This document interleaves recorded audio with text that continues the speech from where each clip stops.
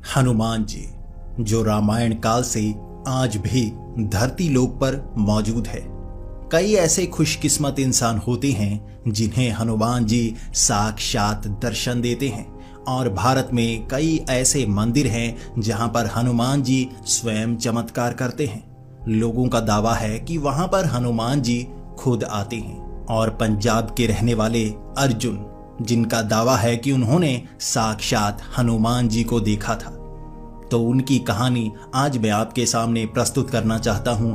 आखिर कैसे उन्हें हनुमान जी के दर्शन हुए, कहां पर हुए और उन्होंने कैसे उसकी जिंदगी पर असर डाला।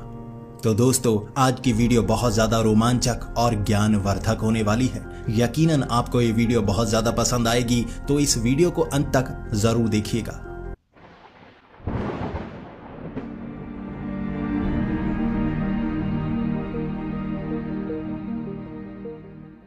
तो पंजाब के रूपनगर जिला के एक छोटे से गांव के रहने वाले अर्जुन जी, जिन्हें एक छोटी सी परेशानी हो गई थी। 2 साल पहले से उन्हें एक ऐसी बीमारी हो गई कि उन्हें बहुत ज्यादा घबराहट रहती, चीजों से डर लगने लगा था। अब डर ऐसे लगता था कि किसी खास चीज से डर नहीं लगता, समय समय पर अलग अलग चीजों से डर लगता। जैसे कभी वो नहा रहे होते तो रेबीज में पानी से डर लगता है ना, पहले वो नहाना शुरू करते, खुद पर पानी डालते, उन्हें बिल्कुल डर नहीं लगता।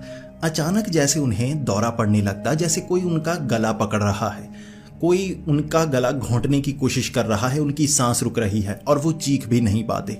इससे वो बेहोश हो जाते और कुछ समय बाद उठते। जब अपने माँ बाप को ये बात बताते तो वो भी काफी ज्यादा डर जाते। वो अंधेरे से पहले डरा नहीं करते थे, अब उन्हें अंधेरे में आवाजें सुनाई देती, जिसके बाद वो बहुत ज्यादा डर जाते और अकेले कमरे में रहना पसंद नहीं करते। वो अंधेरी जगह पर जाने से डरने लगे थे। अब धीरे धीरे उन्हें इस चीज ने और ज्यादा परेशान करना शुरू कर दिया।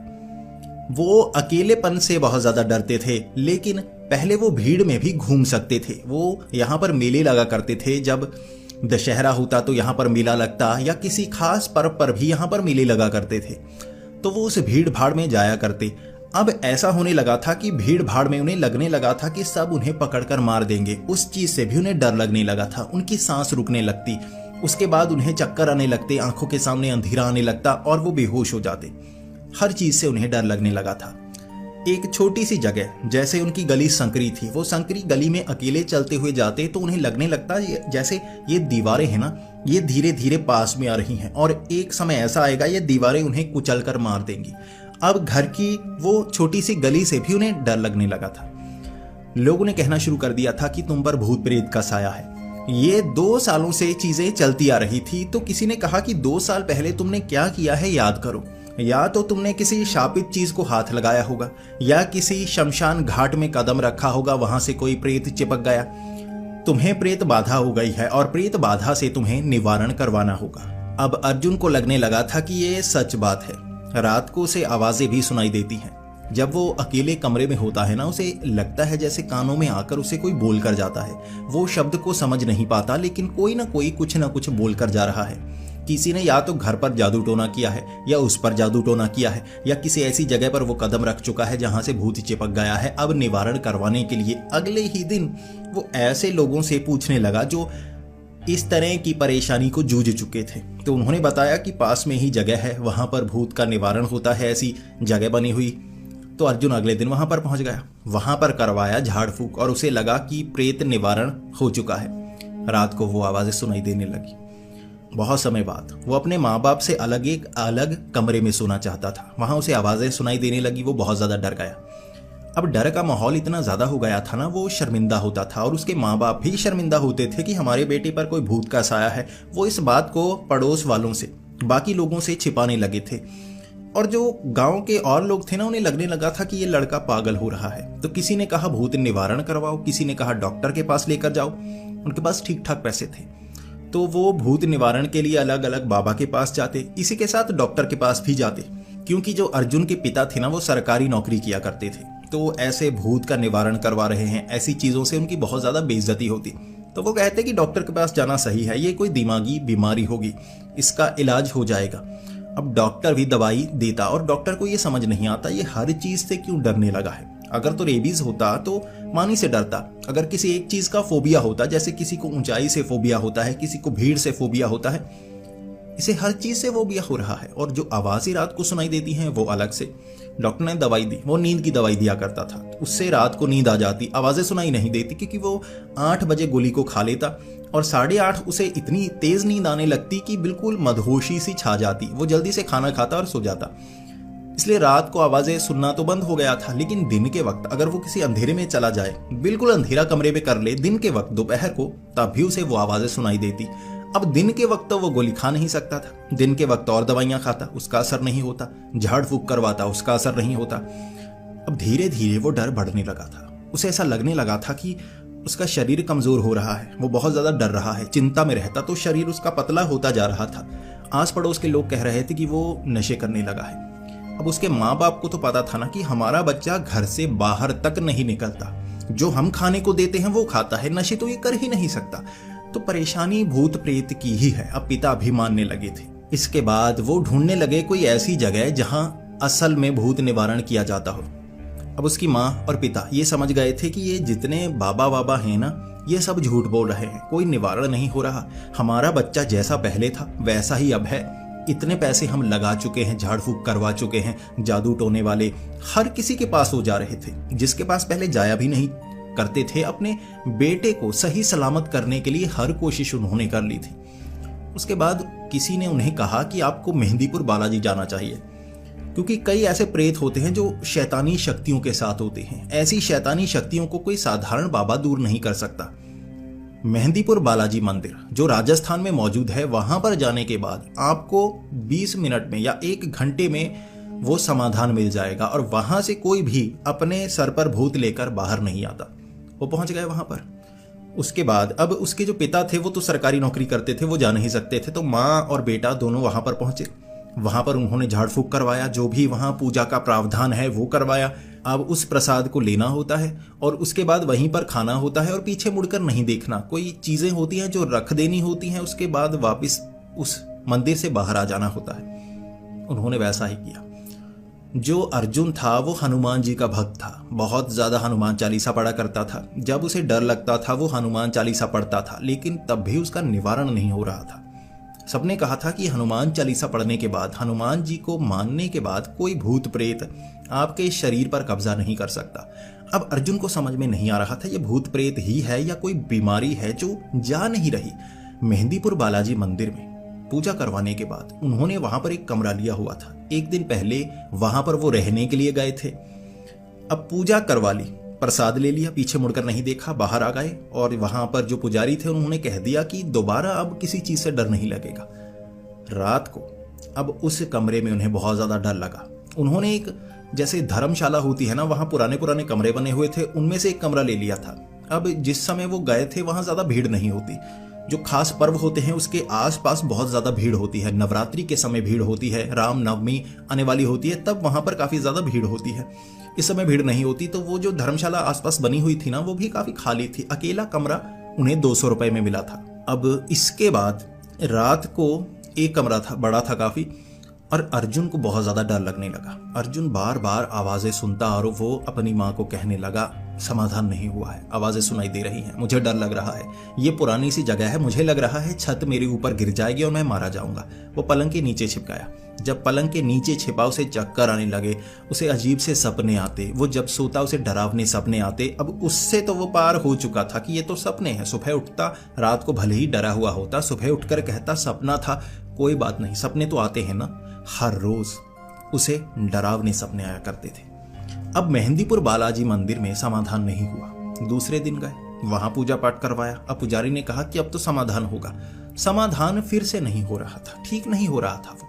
इसके बाद उसकी मां को भी लगा, अब अर्जुन को भी लगा ये कोई भूत प्रेत का साया नहीं है, मैं पागल हो रहा हूं, मैं पागल हो जाऊंगा। अब धीरे धीरे शायद मेरे दिमाग की बीमारी जो बढ़ जाएगी, फिर मैं पागल हो जाऊंगा। कोई भूत प्रेत नहीं है, बस मुझ में खराबी है, ये उसने ठान लिया। उसके बाद वो घर आ गए, हर चीज से वो डरने लगे। अब किसी डॉक्टर ने उसे कहा था जिस चीज से डर लगता है उससे मुकाबला करो। जब तुम मुकाबला करोगे ना, उससे जीत जाओगे तो मन में विश्वास बढ़ेगा, उसके बाद उससे डर नहीं लगेगा। तो अब वो अकेला घूमने लगा था और उसके पास हिम्मत नहीं थी कि कहीं दूर घूमने जाए। इसीलिए वो पंजाब से हिमाचल, जो माता चिंतपूर्णी का मंदिर है, ज्वालाजी माता का मंदिर है, ऐसे मंदिर जो प्रसिद्ध मंदिर थे वहां घूमने जाता अकेला, कभी कभी दोस्तों के साथ, और दिन के वक्त ही सफर करता। अब बस में बैठा होता, बहुत घबराता, लेकिन वो लड़ने की कोशिश करता अपने खुद से। भीड़ है, कुछ नहीं करेगी, कुछ नहीं करेगी, ऐसे बोलता रहता। लोगों को लगता पागल है, फिर भी वो माथा टेक आता। अब इसी तरह वो अलग अलग मंदिरों में जाने लगा था। फिर 1-2 महीने निकले, उसे पता चल गया कि मैं ठीक नहीं हो सकता, लेकिन अब मैं कोशिश कर रहा हूं तो हिम्मत बढ़ रही है, और वो जो मुझे अजीब से डर लगते हैं ना, वो शायद थोड़े से कम हो रहे हैं। इस तरह हिमाचल के एक बड़े हनुमान जी के मंदिर में वो पहुंच गया। अब वहां पर उसने माथा टेका और मांगा कि ये भूत है, जो भी है, बीमारी है, मुझसे दूर हो जाए। अब जहां वो जाता था ना, वो ज्यादातर कोशिश किया करता कि भीड़ से थोड़ा दूर रहता। जब भीड़ में ना हेडफोन लगा लेता, वो ज्यादा अकेला रहना पसंद करता था। और वहां पर ना दोपहर को वो खाना नहीं खाता था, वो खाना खाता था सुबह 6 बजे। वहां कुछ ढाबे होते ना, तो ढाबे में खाना खा आता, जल्दी से कमरे में आकर घुस जाता था कि भीड़ में जाना ना पड़े। जब लाइन लगी होती तो मंदिर में वो जा नहीं सकता था, तो सुबह 6 बजे या 4 बजे लाइन में लग जाता, सबसे आगे, पीछे मुड़कर देखता नहीं, और जल्दी से माथा टेकता निकल लेता। हर जगह वो ऐसा करता था ताकि भीड़ में मौका ना मिले घुसने का। अब यहां उसने एक दिन पहले माथा टेक लिया हनुमान जी का, अब भी परेशानी दूर नहीं हो रही। इसीलिए वो ऐसा करता था कि धार्मिक जगह पर ही जाता था, ताकि मन में विश्वास रहे कि हनुमान जी मेरी मदद करेंगे, मुझे डर नहीं लगेगा। उसे यकीन था, लेकिन परेशानी दूर नहीं हो रही। अब पूरा दिन निकल गया। यह वक्त हो गया था रात के 10:30 या 11 बजे का। अब यहाँ पहाड़ों में जो 11 बजे का समय होता है, पूरी तरह से सुनसान हो जाती है जगह, यानी कि खाने पीने के ढाबे, रेस्टोरेंट सब बंद हो जाते हैं। बड़ा टूरिस्ट प्लेस हो फिर तो खुले होते हैं, ऐसे छोटा टूरिस्ट प्लेस वहां खुले नहीं होते। इसके बाद अब वहां हनुमान जी का वो बड़ा प्रसिद्ध मंदिर था, लेकिन वहां छोटे छोटे मंदिर भी थे। एक छोटा मंदिर था हनुमान जी का, वो क्या कहें कि कुछ 5-6 फुट चौड़ा था, छोटा सा, एक मंजिल से भी छोटा था, छोटी सी मूर्ति रखी हुई थी। अब उसने चलते वक्त सड़क पर वो देख लिया था, उसे लगा था मैं बड़े मंदिर में माथा टेक तो आया हूं, अब यहाँ माथा क्यों टेकूं, नीचे है काफी, उतर कर मुझे जाना होगा, मैं नहीं जाऊंगा। लेकिन यहाँ अब रात को उसे लगा मुझे भूख लगी है, मैं खाऊंगा, क्योंकि पहले तो भीड़ थी, अब 10:30-11 बज गए हैं, खाकर आता हूं। जब वो बाहर निकला ना, सभी ढाबे रेस्टोरेंट बंद। उसने सुबह 7 बजे खाना खाया था, अब उसने कुछ खाया नहीं था, भूखा बहुत ज्यादा था, भीड़ से डरता था, इसीलिए रात का इंतजार किया। अब रात हो गई तो सब कुछ बंद, और वो सोच रहा खाऊं तो कहाँ खाऊं। मैंने तो ये धर्मशाला जैसी जगह पर कमरा लिया हुआ है, कोई होटल होता तो खाने को कुछ मिल जाता, अब यहाँ तो खाने को मिलेगा नहीं। बाहर आया हूँ, सभी ढाबे बंद हैं, रेस्टोरेंट बंद है, कोई छोटी मोटी जगह ही मिल जाए, कुछ खाने को मिल जाए। बहुत ज्यादा भूखा था वो, ढूंढता रहा, कुछ नहीं मिला। फिर वो करता तो क्या करता, अब एक जगह पहुंचकर उसे अंधेरे से भी डर लगने लगा।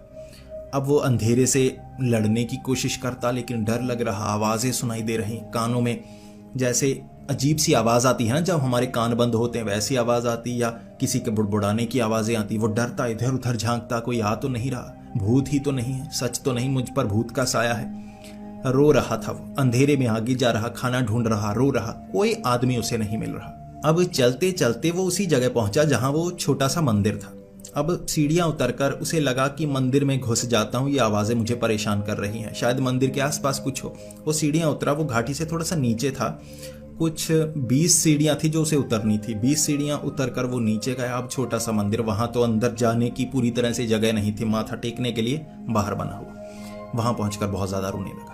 आज पहली बार था कि वो फूट फूट कर ही रोने लगा था कि क्या है, मुझे मार दो या तो खत्म करो, ये जो परेशानी है ना मुझसे सही नहीं जा रही।